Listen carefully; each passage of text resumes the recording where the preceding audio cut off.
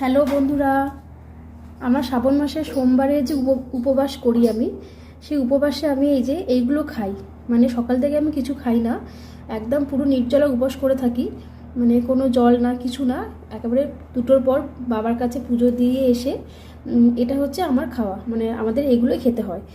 ফল থাকে কিছু, সাথে থাকে এই যে মুগ ডাল ভেজানো থাকে, ছোলা থাকে সাথে, তার সাথে গুড় থাকে।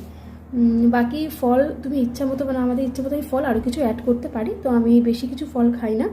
ব্যাস, এটা যে খাবো এরপর আবার কালকে খাবো। তো আমাদের শ্রাবণ মাসে সোমবারের ব্রত এইভাবেই পালন হয়।